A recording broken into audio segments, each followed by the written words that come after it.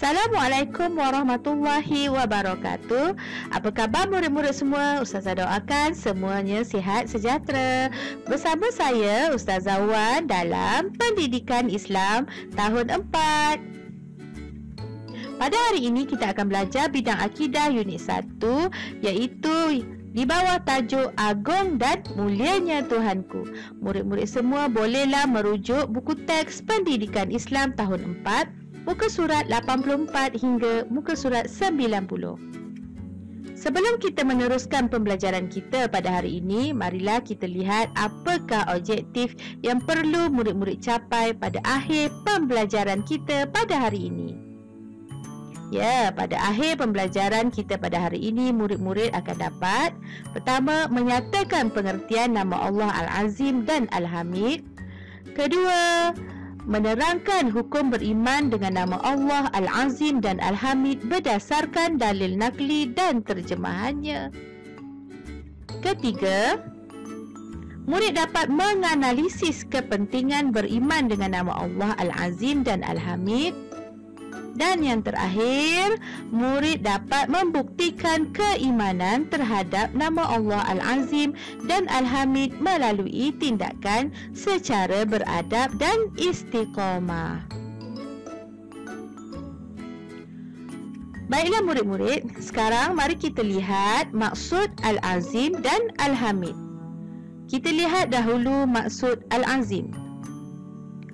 Al-Azim bererti Maha Agung. Nama Allah Al-Azim bermaksud Allah Maha Agung daripada segala sesuatu. Tiada makhluk yang dapat menandingi keagungan dan kehebatan Allah Ta'ala. Manakala maksud Al-Hamid pula bererti Maha Terpuji. Nama Allah Al-Hamid bermaksud Allah Maha Terpuji telah melimpahkan segala kurniaan nikmat kepada makhluk dan sangat layak dipuji. Ya murid-murid, Allah telah mengurniakan kita pelbagai nikmat. Seperti hari ini kita dapat belajar bersama-sama juga merupakan satu nikmat daripada Allah Ta'ala. Alhamdulillah.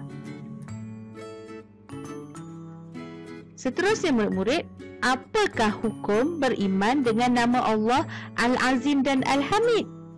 Siapa boleh berikan jawapan?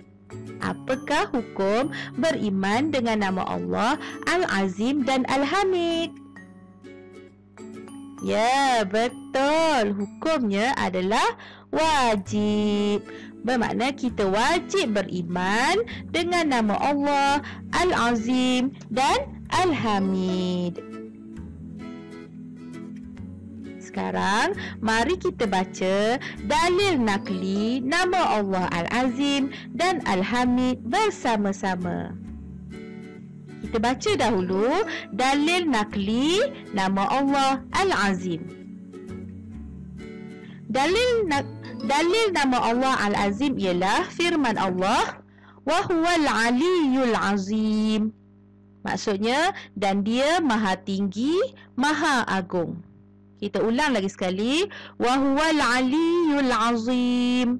Maksudnya, dan dia Maha Tinggi, Maha Agung. Boleh murid-murid? Okey, sekarang kita baca pula dalil nakli nama Allah Al-Hamid. Dalil nama Allah Al-Hamid ialah firman Allah, innahu hamidum majid. Kita ulang lagi sekali, innahu hamidum majid. Maksudnya, sesungguhnya Allah Maha Terpuji lagi Maha Mulia.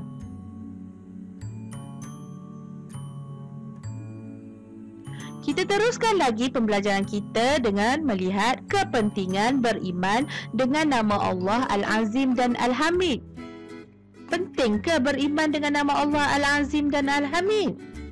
Ya, sudah tentulah penting. Mari kita lihat apakah kepentingan beriman dengan nama Allah Al-Azim dan Al-Hamid. Pertama, kita akan sentiasa merasai keagungan Allah.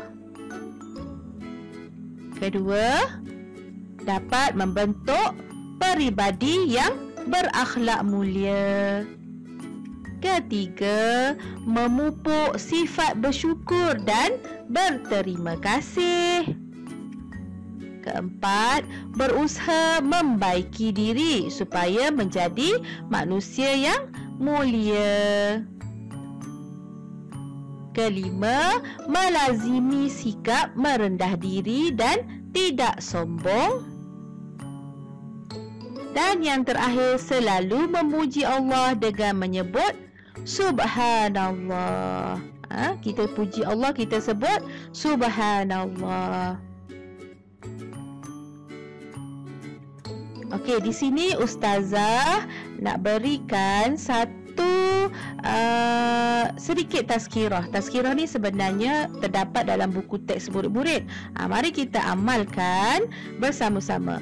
Rasulullah SAW bersabda yang bermaksud ada dua kalimah yang ringan di lisan namun berat di timbangan pahalanya dan kedua-duanya dicintai Allah. Ya, okey. Ya, ada dua kalimah yang ringan di lisan. Maksudnya senang disebut. Dua kalimah senang disebut namun berat timbangannya. Walaupun dia senang disebut, dia ringkas, tapi pahalanya sangat berat. Pahalanya sangat banyak dan Allah sangat suka sesiapa yang mengucapkannya. Apakah ucapan itu? Mesti murid-murid sebenarnya pernah dengar. Okey? Mari kita baca bersama-sama. Subhanallahi wa bihamdihi Subhanallahil azim. Okey, kita ulang lagi sekali. Subhanallahi wa bihamdihi Subhanallahil azim. Okey, mari kita amalkan bersama-sama. Ustazah amalkan, murid-murid amalkan. Semoga Allah memberikan kita pahala yang berlipat kali ganda. Okey, seterusnya kita lihat bukti saya beriman dengan nama Allah Al-Azim dan Al-Hamid.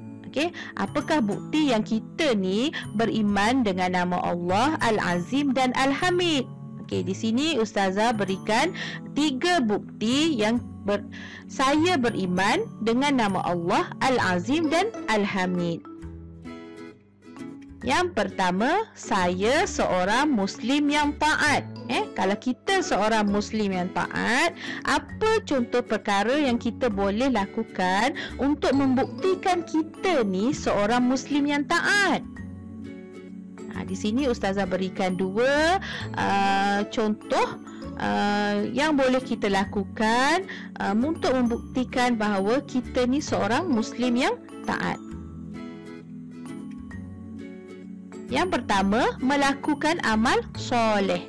Kita buat amal yang soleh. Contoh, kita solat, kita membaca Al-Quran, kita bersedekah. Okey, yang seterusnya, menjauhi maksiat. Kita buat amal soleh, di samping itu kita jauhi maksiat. Kita jauhi perkara-perkara yang boleh mendatangkan dosa. Okay, apa lagi bukti yang menunjukkan kita beriman dengan nama Allah Al-Azim dan Al-Hamid? Ya, saya sentiasa bertawakal kepada Allah Ta'ala. Kita berserah kepada Allah Ta'ala. Macam mana tu? Okey, di sini ada 2 perkara yang boleh kita lakukan. Yang pertama, meyakini semua ketentuan Allah dalam kehidupan. Apa yang Allah berikan kepada kita itu adalah ketentuan Allah yang terbaik buat diri kita. Seterusnya, berusaha dengan tekun untuk berjaya. Kalau kita nak berjaya, sama ada berjaya dalam pelajaran, berjaya menjadi anak yang soleh, berjaya dalam perniagaan atau apa-apa saja, kita kena berusaha dengan tekun, berusaha dengan bersungguh-sungguh. Orang yang berusaha, insya-Allah pasti akan berjaya. Akhir sekali, apakah bukti yang menunjukkan kita ni beriman dengan nama Allah Al-Azim dan Al-Hamid? Ialah saya mensyukuri nikmat Allah. Okey, saya mensyukuri nikmat Allah. Bagaimana nak menunjukkan kita ni bersyukur dengan nikmat yang Allah berikan kepada kita? Di sini Ustazah berikan 3 perkara yang menunjukkan kita bersyukur dengan nikmat Allah. Yang pertama, saya mengagungkan kehebatan Allah. Yang kedua, menggunakan nikmat dengan sebaik-baiknya. Apa yang Allah beri kat kita, kebaikan yang beri kita, nikmat yang Allah kurniakan kepada kita, contohnya nikmat kesihatan Allah berikan kepada kita, kita gunakan dengan sebaik-baiknya. Seterusnya, sentiasa memuji kebesaran Allah Ta'ala. Macam mana nak puji tadi? Kita ucap Subhanallah.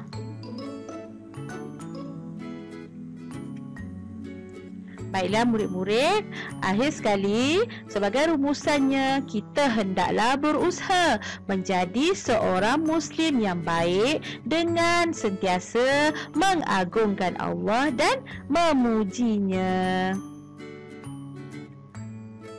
Sekian dulu untuk kali ini. Jangan lupa untuk tekan butang subscribe sebagai tanda sokongan kepada Ustazah.